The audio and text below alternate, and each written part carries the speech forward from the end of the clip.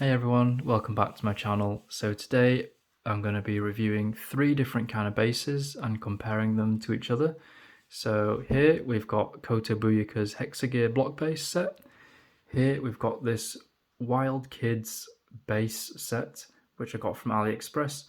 And this is just your generic, Gundam base kit, which I also got from AliExpress. So I'm just going to look at all 3 types and show you, what I thought of them, plus sides, bad sides, and what they're good for most. So I just did a review on this one, and all the details and the way it's put together and everything, and my experience of building it is all in that video. It's just the last video I made. So what's new for this video is this one, which is the Wild Kidz. So I'm just going to quickly show you this. Now, this took me about 5 minutes to put together. Really easy. Just click the different connectors between the tiles, and that's pretty much it. You can build boxes, you can build platforms, very easy. You can fold it over like that. Really flexible, really easy. So, Kotobukiya, you cannot do that. You can't build boxes. It's all set. Once you put the connectors in, that's pretty much it, and it's very hard to undo them unless you've got tools. So in terms of versatility, this one is better, but at the same time, it doesn't have the same detailing that this one does. It's got this kind of generic pattern here, and it's got some tabs and ports in. As you can see, there's like a claw here, which can be used for bigger figures to hold them in place. I'll just show you this Kotobukiya one quickly.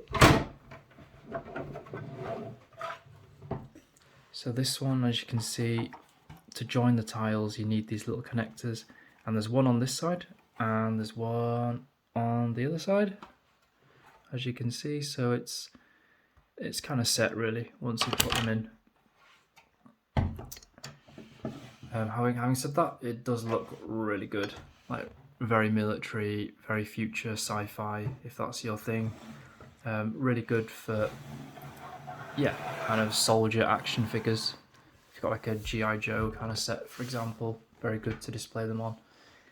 This Wild Kidz set, what I really like about it is that it came in the G1 Transformers Orange, which is really cool because, that way you can display all your G1 figures of various sizes. And because they're different blocks, you can build it up to as high as you want if you've got like massive figures, or you can just have what I've got, just a little bit for my small figures. It also comes in Decepticon purple, and you can also get a set in just, standard grey, which is similar to that one really. So there you go. I recommend, just for easiness and versatility.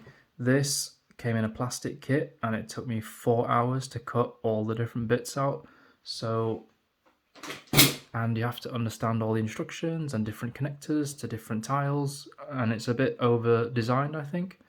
So this one, just for practicality and simplicity, I'd definitely go for that. So, if you let's just put some figures in. They look really cool together.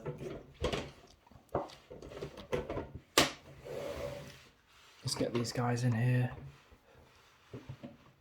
and you can see how it looks all together. So, I really like this one. I can put that a bit higher. It really does mimic Teletron one very well.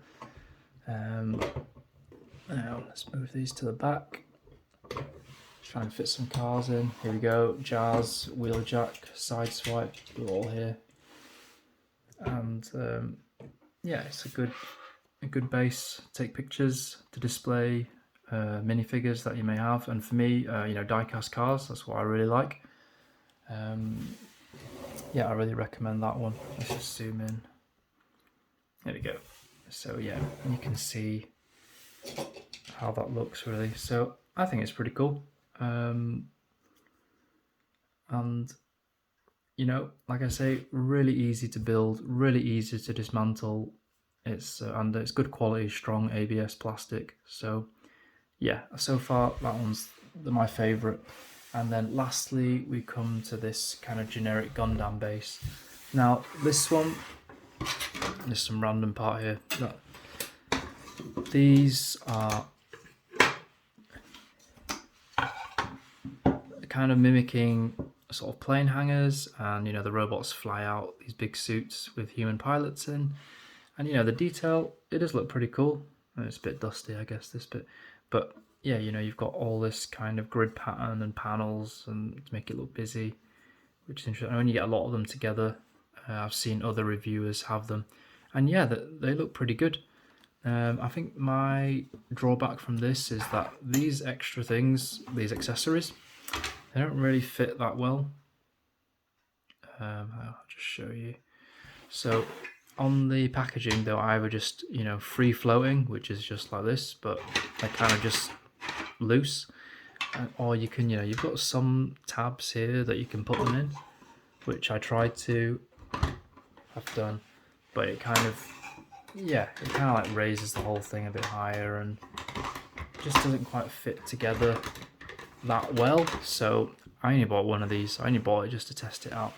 It's not that great in terms of the way the parts come together. So it's okay. You got it's a cool weapons rack. It's a cool design, but yeah, just in terms of putting it together, the ease of it and just the way it looks together, I wouldn't really recommend it. The plastic's also, it's quite a weak plastic compared to ABS, so if you're looking for something that will last long, I probably wouldn't choose this.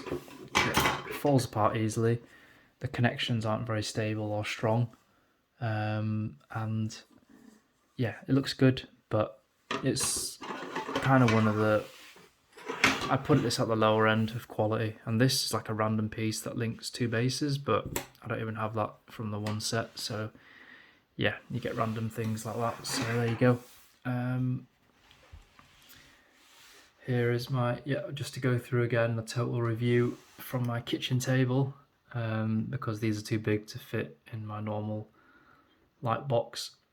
So yeah, you've got these, the Kotobukiya one, Wild Kidz one, and just your generic Gundam air-based diorama set. So there we go. Hopefully that has given you some idea as to, you know, if you're interested in buying any of these, which one would suit you.